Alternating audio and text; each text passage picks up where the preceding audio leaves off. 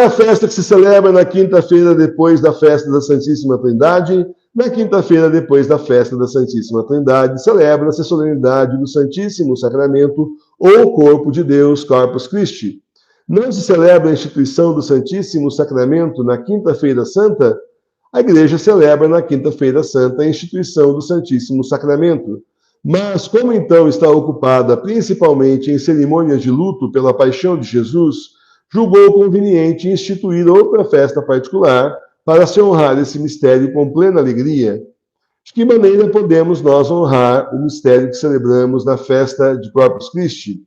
Para honrar o mistério que se celebra na festa do Corpo de Deus, devemos, primeiro, receber com particular devoção e fervor a Sagrada Comunhão e agradecer com todo o afeto do coração a Jesus Cristo, que quis dar-se a cada um de nós nesse sacramento.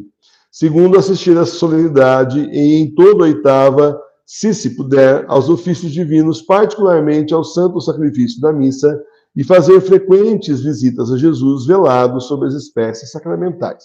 Bom, tudo isso aqui é a nossa igreja, mas acontece que hoje em dia nós temos, o que sobrou para nós, sem reclamação, é comunhão espiritual. Nós temos a Sagrada Face.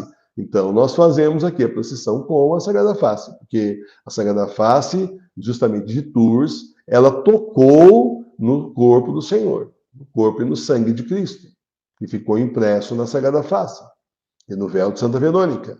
É aí que começa a Sagrada Face. Aí vem a Sagrada Face de Tours, é uma relíquia que encostou justamente nesse véu de Santa Verônica, onde tocaram o Santíssimo Corpo, o Santíssimo Sangue do Senhor, tanto é que ficou ali impresso no véu de Santa Verônica, certo? Então tem tudo a ver com o corpo do Senhor. Por isso nós fizemos uma procissão bonita aqui, né, no dia do Corpus Christi. Expliquei isso lá em cima, inclusive, também. Tudo o Senhor que vai inspirando, o Espírito Santo que vai inspirando, né? E aí o resumo do campeonato, aí inclusive tinha já a relíquia, né? Inclusive temos a relíquia que nós temos aqui, que também é uma relíquia de terceira classe, mas está aqui, né, terceiro grau, conosco, né, foi explicado para vocês. E aí então fizemos essa procissão bonita, desde lá de cima, lá da imagem do Sagrado Coração, até aqui na frente do altar, no dia do Corpus Christi, certo? Então, para vocês entenderem que nós não devemos nos sentir mal. Você chega a ficar chorando, o leite derramado. Ah, puxa vida, quando eu ia no Direção Santíssimo, eu também ia, tá? Ah, puxa vida, quando eu recebia a comunhão em duas espécies, eu recebi algumas vezes. Ah, puxa vida, então, você ficar fazendo isso é a mesma coisa, chegar para o Senhor, desrespeitar o Senhor e dizer para ele, ah, tá, tudo bem, mas eu não tenho mais a comunhão eucarística, né? É só a comunhão espiritual, o maior desrespeito. Isso sim é desrespeito com o Senhor que está nos dando tanto. Está se dando a nós da comunhão espiritual que diversos santos e santas receberam e se deram por felizes. Mas nós não. Nós, então, influenciados pela Igreja Gregoriana, temos que ficar chorando e agora nós não temos mais Eucaristia. Eles também não têm, não é? Eles também não têm, portanto, está todo mundo sem Eucaristia. Felizes de nós que pelo menos temos a comunhão espiritual que o próprio Senhor nos dá. Porque lá também a Eucaristia é o que não tem mais. Ou você achava que ia ter Eucaristia numa igreja consagrada à Mãe Terra, Pachamama, ao demônio? Claro que não. Claro que não. Na igreja dele, ele não permitiu. Na igreja de nosso Senhor Jesus Cristo, que agora está nas casas, ele não permitiu. Ele não deixou. Fim. Certo? Uma vez aconteceu, vocês lembram desse episódio, o ano passado, lá na Argentina, você lembra que alguém foi colocar lá no cibório as partículas antes da missa e derrubou algumas atrás da credência, aquele armário onde coloca ali os objetos litúrgicos, né? Os vasos sagrados e tudo mais. E aí os cálices. E aí então, bom, levaram, o padre fez a missa lá e tal, entre aspas, tudo mais. No dia seguinte, segunda-feira, esse é um domingão, na segunda-feira vieram os faxineiros, o pessoal da limpeza fazia faxina. E não sabiam da história. Quando eles puxaram a credência, olha que funcionários maravilhosos, hein? Quanta gente não varre só em volta, mas esses não. Eles puxaram e viram as hóstias ali no chão. Está consagrado? Não está consagrado? Cadê o padre? É folga do padre? Quem pergunta para ele? Melhor não, ele está descansando. Ah, então vamos colocar numa vasilha com água essas partículas, pelo sim e pelo não, porque se elas foram consagradas e estão no chão, o costume da igreja é colocar, então, numa vasilha com água, aquilo se dissolve, depois eles colocam no jardim, derramam ali no jardim com toda a reverência para não jogar no lixo, né, essas coisas. Muito bem, e colocaram numa vasilha de água e continuaram a limpeza. Quando o óleo está sangrando, as hóstias estavam sangrando. Ou seja, essas foram consagradas. E não as hóstias que estavam nas mãos do padre, entre aspas. Aí deu aquele frisson na internet. Aquele frisson na internet. E o bispo já chamou o padre lá, traga as hóstias, vamos chamar os cientistas, vamos chamar, não é assim não podemos falar que é, nem que não é, muito pelo contrário. Até hoje nós não sabemos o que os cientistas, os pesquisadores, os estudiosos falaram, porque nunca mais foi divulgado.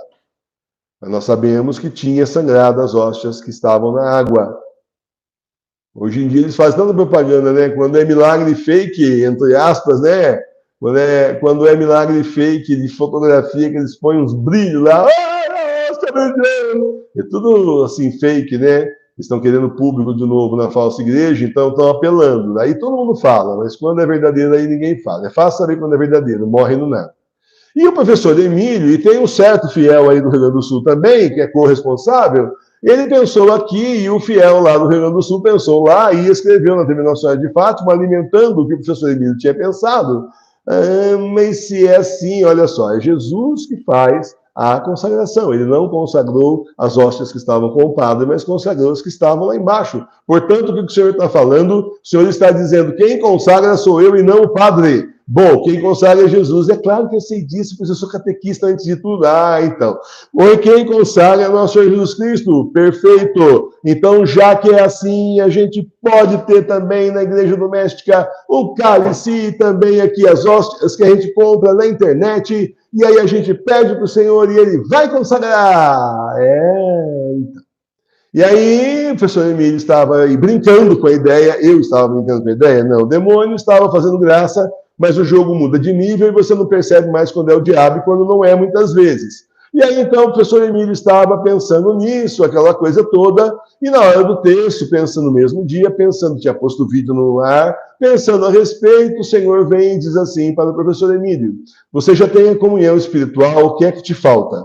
Vou morrer e não vou esquecer disso nunca mais.